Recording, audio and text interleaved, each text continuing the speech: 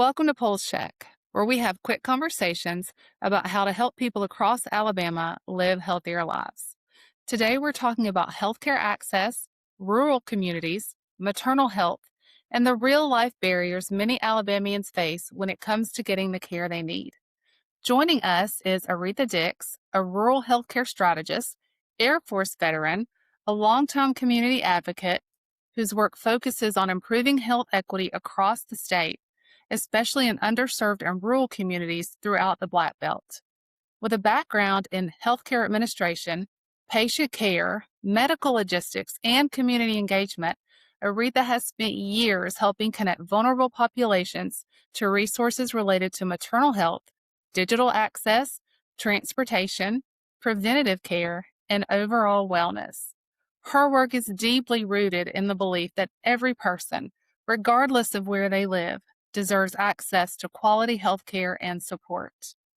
Aretha, thank you so much for joining us today. Thank you so much for having me today. Absolutely. So, you've spent years working on healthcare access and equity in rural Alabama. What are some of the biggest challenges underserved communities are facing right now?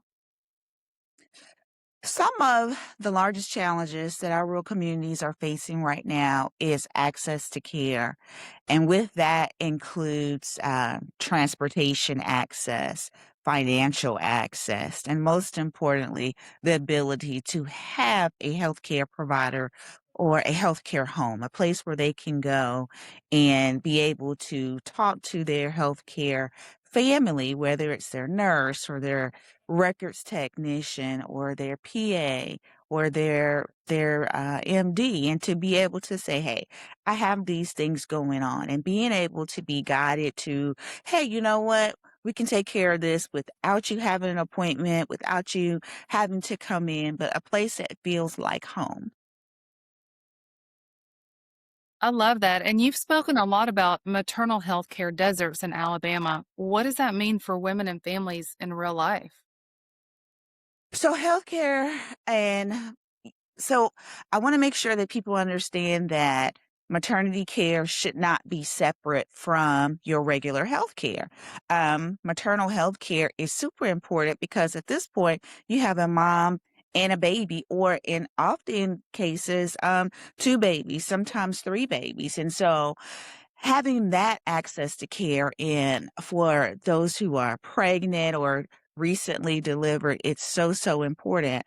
Where we are today across rural Alabama, it's a matter of life and death for mom as well as for baby. So that means the ability to go to the provider when you just find out you're pregnant, or even if, hey, I'm not sure if I am pregnant, and getting that health history down to include your own personal history, to include your family history. Hey, these issues are prevalent on my mom's side of the family. These issues are prevalent on my dad's side of the family. And what we're seeing here in rural Alabama is your traditional family illnesses. You have your diabetes, you have your hypertension. Well, when you're pregnant, that is super important because we have issues that impact the mom's heart that could lead to preterm labor issues and issues after you have a baby. And so it's also important that we understand as a community that maternal care is not just those 9 months. It's those weeks, it's those months after you have a baby, and having access to care and that follow-up care.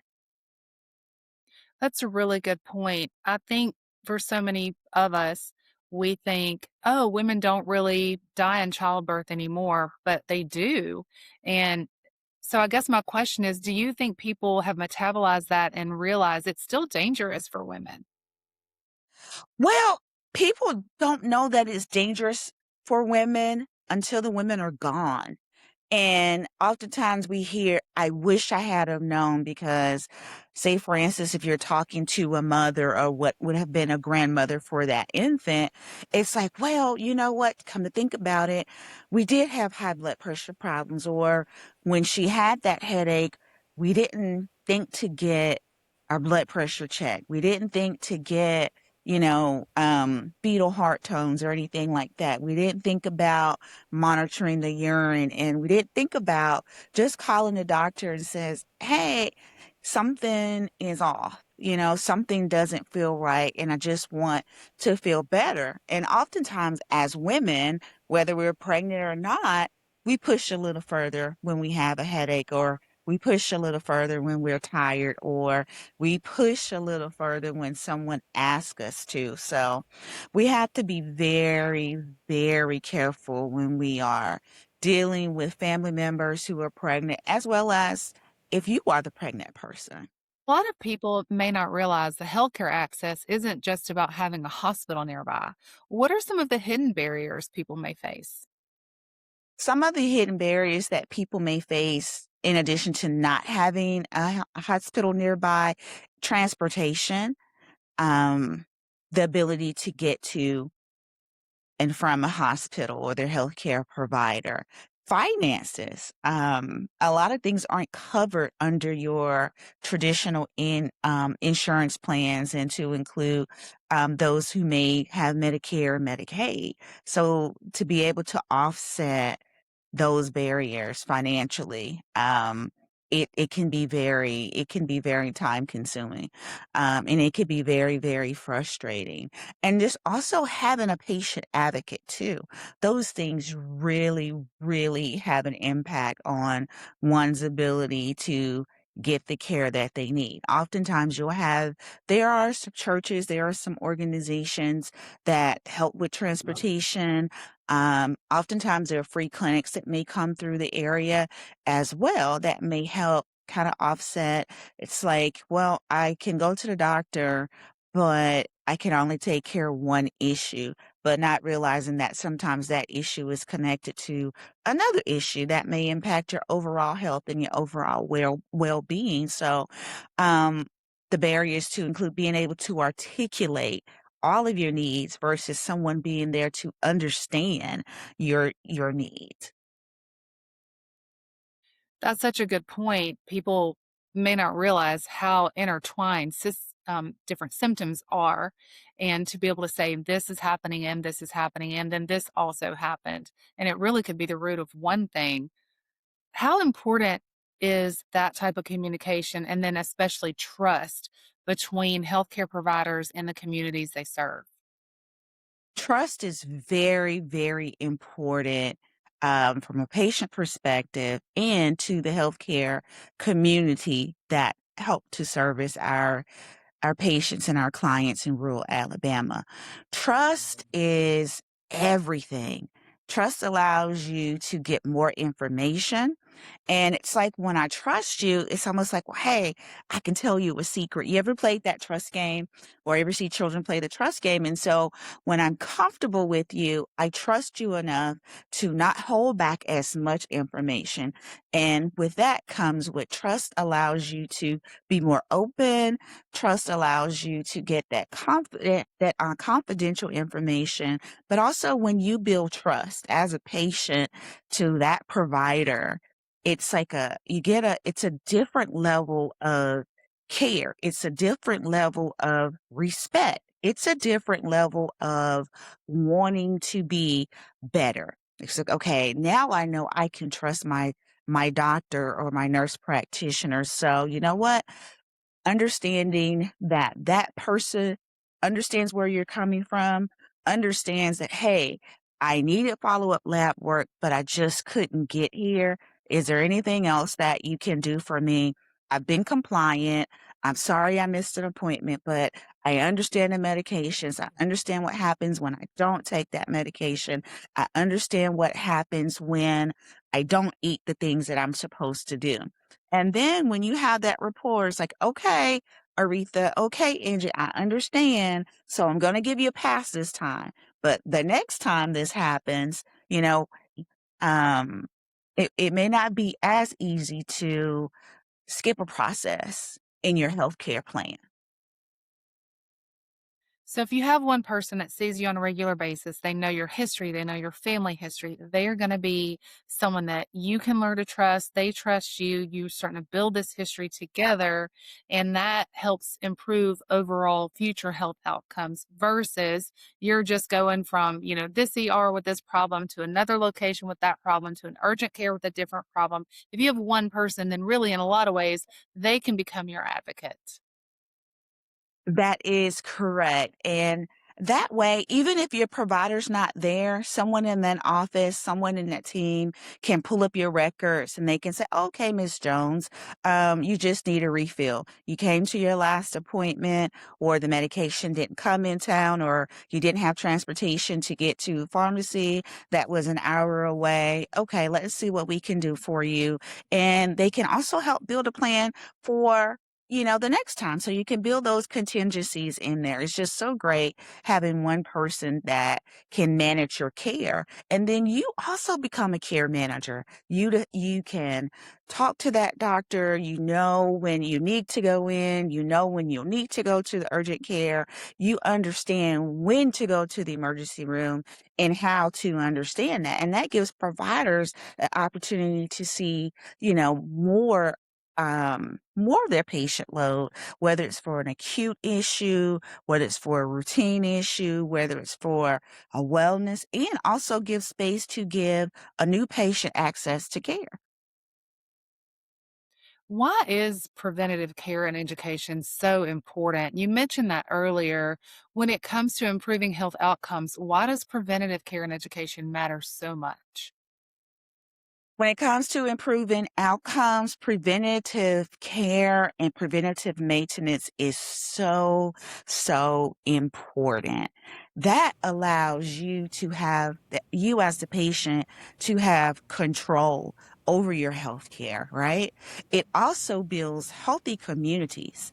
Um, Being able to understand, just say for example, knowing that your birth month and your birth year every year, the same time you should know, or expect to either, hey, you know what? I haven't had a dental exam, or I haven't had an eye exam, or I haven't had a head to toe physical. I haven't had my gynecological exams or my mammograms, or my child has not had their physical. So being able to do those things ahead of time prevent emergencies. They prevent delays in your actual care. So if you have an understanding, okay, well, they didn't catch it last year, but this year we're gonna watch that. And so I have enough time to you I say but let's just say the patient will have enough time to get a hold of something that has the potential to be serious. But also when it comes to preventive care and maintenance allows less absenteeism from school. It allows less absenteeism from work. And, it builds a strong sense of community because people look forward. No one wants to go to work when they're not feeling well. And it's hard when children aren't feeling well because guess what? That parent has to take off of work, or that daycare, doesn't have capacity for, sick children. I don't really know many daycares in the area or in my time when my children were daycare age where I could send them to daycare when they're sick. And you have to be very careful too, sending them to your grandparents and our elderly family members because if they get sick with the cold or flu, it may be a little more um, tougher on their bodies and it takes a little longer to recover from those things. So just being able to have those preventive healthcare milestones helps so, so much. And it also helps the providers stay on track as well. And then you can kind of do trends and you can kind of do like advertising. Okay, spring, we know if you have allergies, let's make sure you get your refills for your allergy medicines, or, make sure if you're one that takes shots or get your immunizations, make sure you have all that lined up. Make sure you have your referrals and your authorizations lined up. It just helps so much. It helps you be healthier. It helps the communities to be healthier and stronger. And most important, and most importantly, it helps your providers to be able to forecast what it's going to be. And they may open up a weekend clinic, or they may open up, after hours or later hours, especially like when school first starts and different things like that. So being able to kind of work together and just kind of take care of these things before they happen or before they get bad helps so, so much. So it sounds like preventative care and education and preventative maintenance affect quality of life, not just quality of health. Yes, quality of life, definitely preventive health maintenance and healthcare maintenance and management. Definitely is quality of life, not only for individuals and families, but for the communities at large. You've also worked extensively in digital equity and inclusion. How did internet access and digital literacy affect healthcare today? Digital access and digital literacy helps healthcare today in so many ways. The information coming from your providers now, technology is moving so fast. And so a lot of information that is received on your medications and your side effects, number one, it's being printed. Number two, it's being uploaded in your electronic health record. And that allows patients to have access to their records and to their health history 24 hours a day, 7 days a week. We have QR codes that save a lot of paper and save a lot of time, but it's important that you understand how to access that and you have the means to access that. So digital literacy allows you to educate yourself on how to use your phone, how to use your laptop, how to use your desktop in order to be able to access your healthcare information and make appointments in a timely manner, as well as your follow-up care. Oftentimes, your doctor will email your lab work, or you can find it in your healthcare portal. And so you have to have internet access in order to be able to get that. And that saves a trip that would cost time, require a vehicle that some people may not have, may require gas that individuals may not have either. And like I said, the finances to go to a doctor's appointment when oftentimes it's like, you know what? Oh, I wish I had have known that I could have just logged online and got that. But it's also important that we understand. I want providers to know, don't just hand information and say, here's the QR code. Sometimes after appointment, it's been a lot of information. It's been long. Sometimes you get a diagnosis that you just were not expecting versus, so much information and you think you got it. And then as soon as you walk out, it's like, what did they say? Or where did I go? And they'll always tell you, don't go to Google. Everything you need to know is right here. We're going to follow that. And it's just so hard. Even as our elderly patients, they're getting their prescriptions. There's sometimes 3, 4 I think that's just anyone, but 3 or 4 pages of that on top of 3 or 4 new medications. Sometimes you need time to sit down with someone that can actually go through that, help you understand what to expect with your new medications, what to help you to understand what to expect on this new healthcare journey. And so a lot of that information, it leaves our head. So you want to be able to have a portal. You want to be able to have access to be able to do that. Also, when it comes to digital literacy and access to digital tools, I'm seeing around rural Alabama, we're getting a lot of the med stations. So those med stations allow patients to be able to go in and actually see a doctor, but you're like in a telephone booth. And so we have to have that high standard of connectivity to allow patients to be able to go 5 minutes away as opposed to going 65 or 90 minutes away. So it's so important that we have that landscape and that we have that fiber optic network and that we have those tools that can help our rural communities have that same level of care as if they were right there in the hospital or in the doctor's office.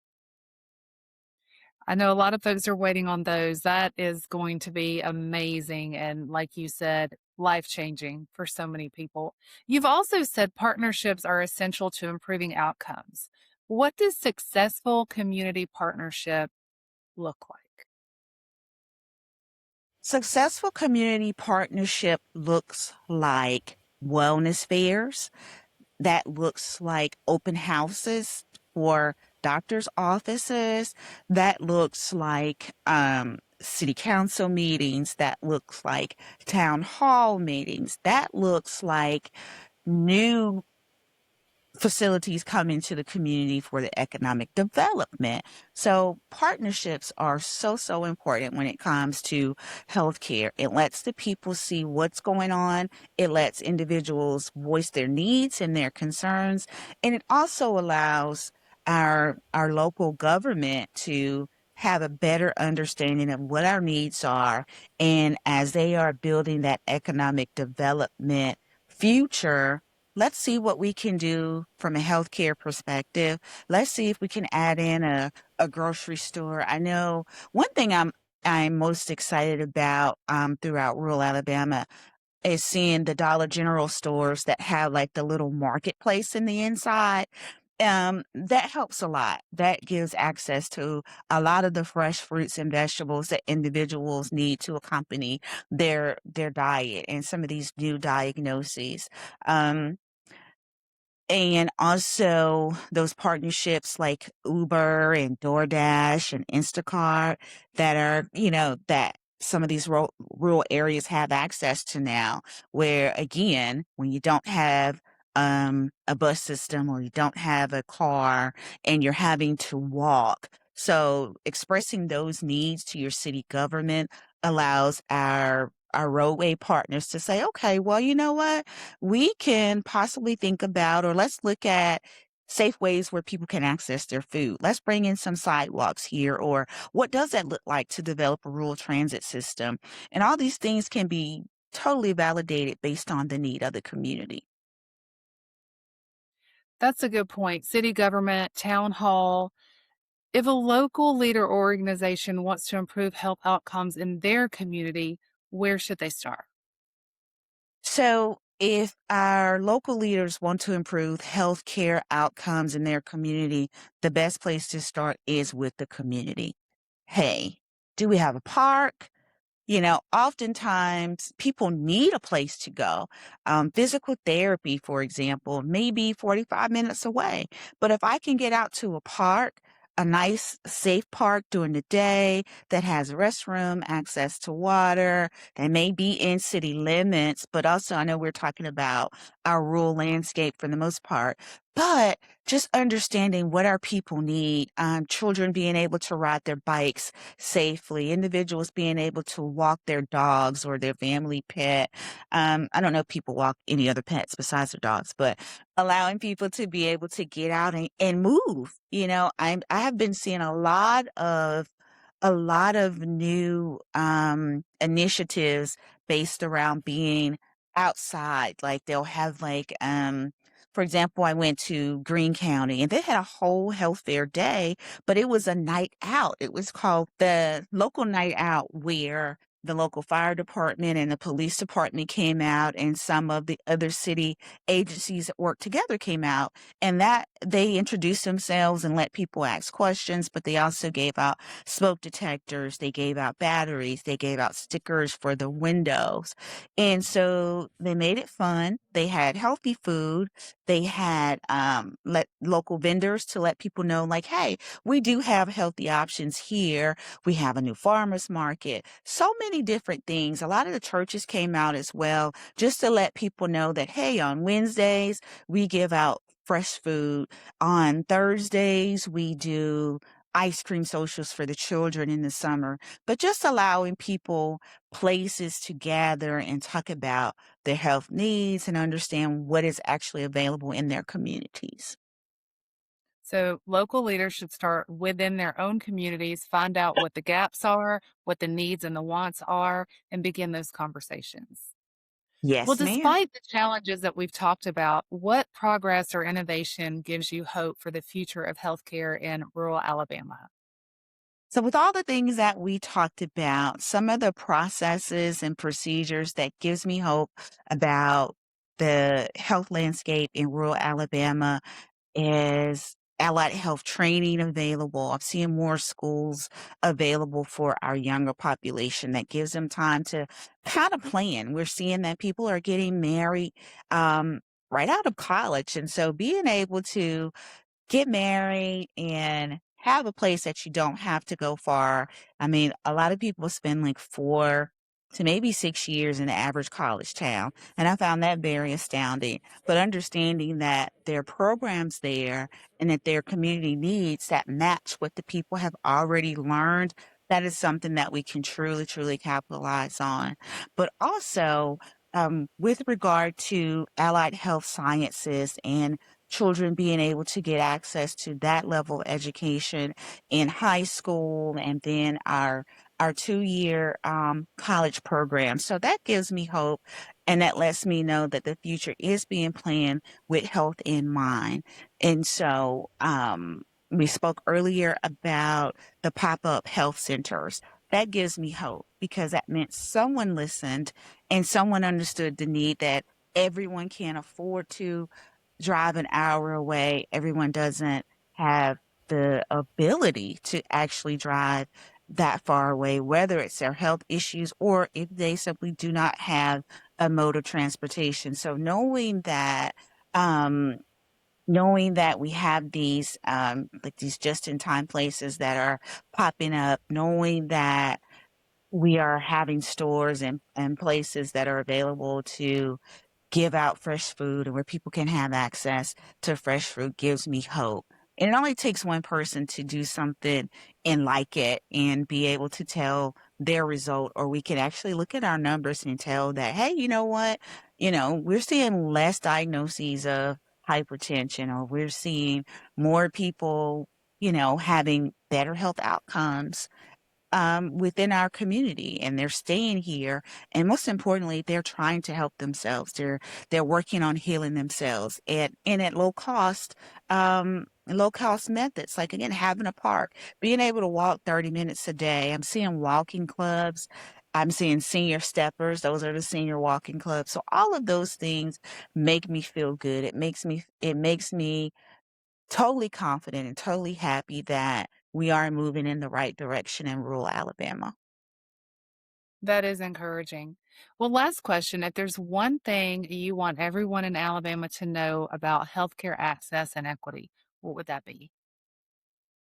The one thing that I would want everybody to know about healthcare access and healthcare equity is that it is a luxury. It is a luxury to be able to have the means to see a provider.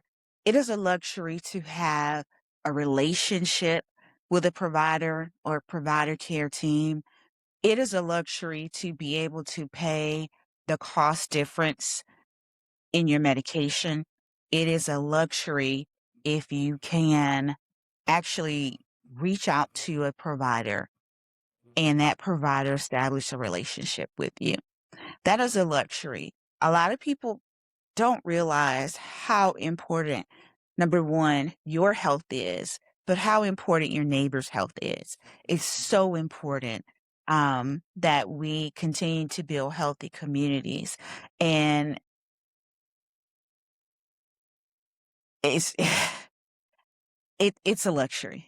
I can definitely say that it's definitely a luxury to be able to have access to care and to just to be able to take care of yourself. I don't know. I Well, may you've have a given us a different lot to answer. think about.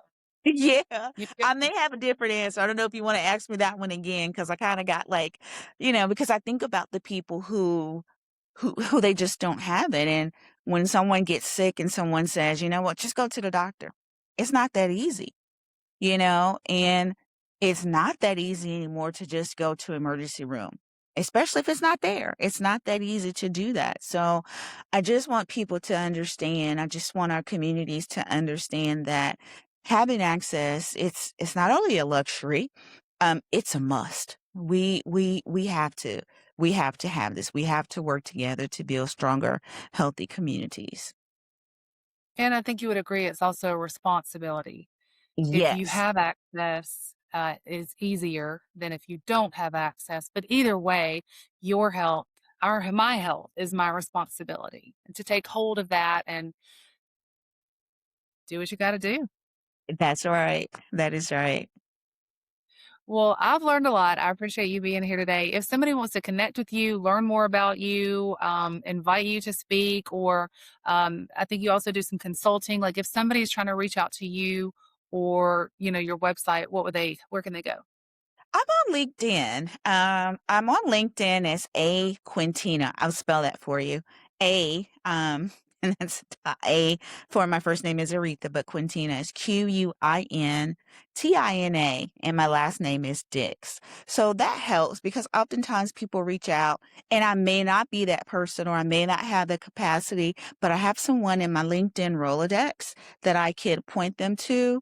But also, I'm very personable. A simple email works for me. A simple email at Aretha, Aretha dot Dix at gmail.com. Real simple, real easy. And I get them. I may respond at 2 in the morning. I may respond at 4 in the morning. But when I get it, I will respond. Perfect. Well, if you want more information about Pulse or you want to view more stories like this one, you can go to alabamapulsemagazine.com. And if you have any suggestions on topics or guests we should have on the show, people we should interview, leave a note in the comments.